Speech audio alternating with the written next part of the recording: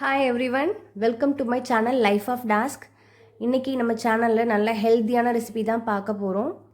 அது நான் முளைக்கட்டிய பச்சை பயிரில் முழு பச்சை பயிரை முளைக்கட்டி வச்சு நான் யூஸ் பண்ணியிருக்கேன். அது கூட எல்லோ பம்ப்கின் சேர்த்து நான் போட்டிருக்கேன். ஸோ இது ரொம்பவே உடம்புக்கு நல்லது. ஸோ பசங்களுக்கு எல்லாருக்குமே கண்டிப்பாக இந்த ரெசிபிலாம் அடிக்கடி கொடுங்க. இந்தமாரி பண்ணலனாலும் கூட பரவாயில்ல, ஆனால் முளைக்கட்டின பயிர் கண்டிப்பாக ஏதாவது ஒரு விதத்தில் நீங்கள் சேர்த்துக்கோங்க. அது ரொம்பவே இப்போ வளர்ந்து வர்ற பசங்களுக்குலாம் நல்லது. இந்த ரெசிபி பண்ணுறதுக்கு ஒரு 2 டேஸ் பிஃபோரே நான் இந்த முளைக்கட்டின முழு பச்சை பயிர் இருக்குல்ல, அதை நான் ஊற வச்சுட்டேன். ஒரு 8 ஹவர்ஸ் ஊற வச்சு அதுக்கப்புறம்ட்டு இந்தமாரி நான் ஒரு கிளாத்தில் முளைக்கட்டி வச்சுட்டேன். இது ஒரு 1 டே ஃபுல்லாக முளைக்கட்டி இந்தமாரி இருந்தால் தான் இந்த மாதிரி நீங்கள் ஃபஸ்ட்டு ஒரு 1/2 hour அந்த மாதிரி வச்சுருங்க. தண்ணிலாம் வடியானதும் ஒரு கிண்ணத்தில் போட்டு மூடி போட்டு வச்சுருங்க. 1 டே ஃபுல்லாக இந்த மாதிரி வச்சிங்கன்னா இந்தமாதிரி நல்லா பெருசு பெருசாக முளை வந்துடும். இதை நம்ம குக் பண்ணும்போது ரொம்ப அதிக அளவில் நம்மளுக்கு ப்ரோட்டீன் எல்லாமே கிடைக்கும். ஸோ இந்த மாதிரி நீங்கள் ட்ரை பண்ணுங்கள் கண்டிப்பாக. பாருங்கள், பார்க்குறதுக்கே இவ்வளோ நல்லா இருக்குது பாருங்கள். பார்க்கும்போதே நம்மளுக்கு ஒரு சாட்டிஸ்ஃபேக்ஷனாக இருக்கும். பரவாயில்ல, ரொம்ப நல்லா முளை வந்திருக்கு, பசங்களுக்கு நல்லா ஹெல்த்தியாக இருக்கும் அப்படின்ட்டு. ஸோ இது கூட நான் ஆனியன் 1.5 பெரிய ஆனியன், அப்புறம் ஒரு தக்காளி, பம்கின் கொஞ்சமாக நான் எடுத்திருக்கேன், அப்புறம் 2 பச்சை மிளகா, இதெல்லாமே நான் கட் பண்ணி வச்சுருக்கேன். இப்போது குக்கரில் தான் நம்ம பண்ண போகிறோம். குக்கரில் எண்ணெய் விட்டு 2 ஸ்பூன் மட்டும் போதும் எண்ணெய் ஊற்றிட்டு கடுகு, உளுத்தரிசி, பெருஞ்சீரகம், சீரகம் இதெல்லாம் மட்டும் போட்டு நம்ம தாளிச்சிடலாம். இது தாளிச்சிட்டதுக்கப்புறம் கருவேப்பிலை போட்டுட்டு நம்ம கட் பண்ணி வச்சுருக்கேன் ஆனியனை ஆட் பண்ணிடலாம். ஆனியனும் பச்சை மிளகாவும் ஒன்றாவே சேர்த்து ஆட் பண்ணி நம்ம வதக்க ஆரம்பிச்சிடலாம். இது வதங்கிறதுக்கு நான் கல்லுப்பு இந்த டிஷ்ஷுக்கு எந்த அளவுக்கு தேவையோ அந்தளவுக்கு நான் கல்லுப்பு ஆட் பண்ணி தான் வதக்குறேன். நீங்களும் இதேமாதிரி நீங்கள் ட்ரை பண்ணுங்கள். அது ரொம்ப கல்லுப்பு தான் நான் எப்போவுமே எல்லா வீடியோவிலுமே சொல்கிறது, கல்லுப்பை யூஸ் பண்ணுங்கன்னு. ஸோ அதுதான் நல்லது. ஸோ கல்லுப்பு போட்டு நல்லா வதக்க ஆரம்பிங்க. அது வதங்கண்டும் நான் சின்ன ஸ்பூனாக தான் வச்சுருக்கேன். ஸோ அதனால் 2 ஸ்பூன் அளவுக்கு ஜிஞ்சர் கார்லிக் பேஸ்ட்டு போட்டிருக்கேன். நீங்கள் வேணால் பெரிய ஸ்பூன் வச்சுருந்தீங்கன்னா 1 ஸ்பூன் மட்டுமே போதும் ginger garlic paste. Ginger garlic paste போட்டு வதங்கண்டும் தக்காளி நம்ம கட் பண்ணி வச்சுக்கோல, ஒரு தக்காளி பெரிய சைஸ் தக்காளி தான் எடுத்துக்க, நல்லா பழுத்து தக்காளி. ஸோ அதையும் போட்டுடலாம். அதையும் போட்டு நல்லா வதக்க ஆரம்பிங்க. வதங்கிட்டதுக்கப்புறம் பூசணிக்காய், எல்லோ பம்கின் தான் நான் யூஸ் பண்ணியிருக்கேன். அந்த எல்லோ பூசணிக்காவும் போட்டு நல்லா வதக்கலாம். நம்ம வதங்க அது நல்லா சாஃப்டாகிடும். ஸோ இந்த டிஷ்ஷில் நம்ம எல்லோ பம்கின் சேர்த்துக்கோம்ல, அதோட பெனிஃபிட்ஸ் பற்றி நான் சொல்லிடுறேன். எல்லாருக்குமே தெரிஞ்சிருக்கும், இருந்தாலும் நான் மென்ஷன் பண்ணுறேன். எல்லோ பம்கின் கண் ஆரோக்கியத்துக்கு ரொம்ப நல்லது. நோய் எதிர்ப்பு சக்தி ரொம்ப அதிகரிக்கும். டைஜஷனையும் நம்மளுக்கு நல்ல ப்ராப்பராக பண்ணும். சருமத்துக்கு நம்மளோட ஸ்கின்னுக்கும் நல்ல பளபளப்பை கொடுக்கும். ஸோ அடிக்கடி நீங்கள் எல்லோ பம்கின் சேர்த்துக்கோங்க. அது ரொம்பவே உடம்புக்கு நல்லது.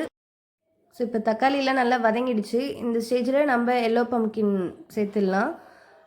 சேர்க்கும் போது அந்த தக்காளி ஜூஸு எல்லாமே இருக்கும், அது எல்லாமே நீங்கள் ஆட் பண்ணிக்கோங்க, உடம்புக்கு ரொம்ப நல்லது.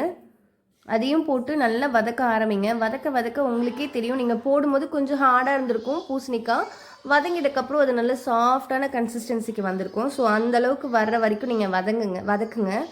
அது நல்லா வதக்கிட்டதுக்கப்புறம் நம்ம காரத்துக்கு குழம்பு மிளகாத்தூள் தான் நான் யூஸ் பண்ணியிருக்கேன். நீங்கள் குழம்பு மிளகாத்தூள் இருந்தால் அதை போடுங்க. அப்படி இல்லைன்னா தனி மிளகாத்தூள் கொஞ்சம், தனியாத்தூள் கொஞ்சம் ஆட் பண்ணிக்கோங்க. நான் என்கிட்ட குழம்பு மிளகாத்தூள் இருக்கிறதுனால நான் அதை ஆட் பண்ணியிருக்கேன். அந்த பொடி போட்டு நம்ம வதங்கண்டும் நம்ம முளைக்கட்டி வச்சுருக்கோம்ல, ரெடி பண்ணி வச்சுருக்கோம்ல முழு பச்சை பயிறு, அதையும் நம்ம ஆட் பண்ணி நல்லா மிக்ஸ் பண்ணிடலாம். ஸோ பேக்ரவுண்டில் என்னோடய வீட்டில் பசங்க விளையாடிட்டுருக்காங்க. பசங்களோட ஃப்ரெண்ட்ஸ்லாம் வந்திருக்காங்க, அவங்களாம் விளையாடிட்டுருக்காங்க. ஆக்சுவலாக நான் ரூமில் டோரை க்ளோஸ் பண்ணி தான் பேசிகிட்டு இருக்கேன். ஆனாலும் அவங்க சத்தம் அதையும் மீறி உள்ளே கேட்குது. ஸோ அந்தளவுக்கு விளையாடிட்டுருக்காங்க. லீவ் விட்டுட்டாங்களே, அதனால் விளையாடிட்டுருக்காங்க. லீவ் டேஸில் பசங்களை நல்லா விளையாட விடுங்க. நம்ம எந்தளவுக்கு ஹெல்த்தியான ஃபுட்டு கொடுத்தாலும் அவங்க ஃபிசிக்கல் ஆக்டிவிட்டி பண்ணால் தான் அது அவங்களுக்கு அந்த சக்தியெல்லாம் உள்ள எல்லாம் ஸ்ப்ரெட் ஆகும். நல்லா மிக்ஸ் பண்ணிட்டதுக்கப்புறம் நம்ம இந்த டிஷ்ஷுக்கு தேவையான அளவுக்கு தண்ணி ஊற்றிடலாம். தண்ணி ரொம்ப கம்மியாக ஊற்றிடாதீங்க. அந்த இதெல்லாம் நல்லா முழுகிற அளவுக்கு நீங்கள் தண்ணி ஊற்றுங்க. அப்போ தான் கரெக்டாக வேகும். ரொம்ப கம்மியாக ஊற்றிட்டிங்கன்னா அப்புறம் அடி பிடிச்சிரும், அப்புறம் ரெசிபியே ஸ்பாயில் ஆகிடும். ஸோ தண்ணி இந்தமாரி மூழ்கிற அளவுக்கு நீங்கள் தண்ணி ஊற்றிட்டு குக்கர் லிட்டு போட்டு க்ளோஸ் பண்ணி ஒரு 4-5 விசில் வச்சுருங்க. அதுவே கரெக்டாக இருக்கும். வந்துட்டக்கப்புறம் அடுப்பை ஆஃப் பண்ணி ஒரு அந்த காற்றுலாம் அடங்கிட்டக்கப்புறம் நீங்கள் ஓப்பன் பண்ணுங்கள். அப்போ தான் அது நல்லா உள்ள ஸ்டீமில் இறங்கி நல்லாயிருக்கும். ஸோ அது ஓப்பன் பண்ணிட்டக்கப்புறம் நம்ம கரண்டியே வச்சு நல்லா அது நசுக்கி விட்டுடலாம். வேறு எதுவும் மற்றலாம் ஒன்று யூஸ் பண்ணணும்னு இல்லை, கரண்டியை வச்சு நம்ம நசுக்கி விட்டுடலாம். இது இப்போ தாளிச்சிடலாம். நம்ம தாளிக்கிறதுக்கு கருவேப்பிலையும் பூண்டும் நான் இடிக்கிறதுல போட்டு இடிச்சுக்கிறேன். இடிச்சிட்டு ஆலக்கரண்டி வச்சு அதில் நெய் ஊற்றிக்கிறேன். நான் 1 ஸ்பூன் அளவுக்கு நெய் ஊற்றி அந்த இடித்து வச்சுருக்கோம்ல பூண்டும் கருவேப்பிலையும் அது மட்டும் தான் போட்டு தாளிக்க போகிறேன். வேறு எதுவும் போடுறது கிடையாது. ஸோ அதை போட்டு நல்லா தாளிச்சிட்டு நம்ம வேக வச்சு வச்சுருக்கோம்ல அதில் நம்ம போட்டு ஒரு மிக்ஸ் பண்ணிடலாம். நம்ம தாளிச்சதை அதில் போட்டு மிக்ஸ் பண்ணிட்டக்கப்புறம் அந்த டிஷ் வந்து எந்த அளவுக்கு நம்மளுக்கு கன்சிஸ்டன்சி வேணுமோ அந்தளவுக்கு நம்ம தண்ணி ஆட் பண்ணுறதா இருந்தால் ஆட் பண்ணிக்கோங்க. இல்லை நல்லா கெட்டியாக வேணும்னா நீங்கள் அப்படியே தண்ணி ஆட் பண்ணாமலே வச்சுக்கோங்க. நான் இப்போ கொஞ்சம் தண்ணி ஆட் பண்ணி தான் பண்ணுறேன். ஸோ அதை தண்ணி ஊற்றிட்டக்கப்புறம் கொஞ்சம் ஒரு கொதி வந்ததும் நறுக்கி வச்சுருக்க கொத்தமல்லி தழையை போட்டு கொஞ்சம் மிக்ஸ் பண்ணி நம்ம இறக்கிடலாம். இந்த டிஷ் அவ்வளோதான், வேலை முடிஞ்சது.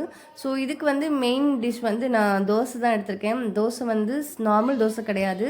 நான் தோசை மாவு எப்போவுமே வந்து ஹெல்த்தியாக அதையும் ரெடி பண்ணணும் அப்படின்ட்டு எப்போவுமே கம்பும் கேழ்வரகும் சேர்த்து தான் நான் அரைச்சி யூஸ் பண்ணுவேன். ஸோ அந்த தோசை தான் இன்றைக்கி நான் ஊற்ற போகிறேன்.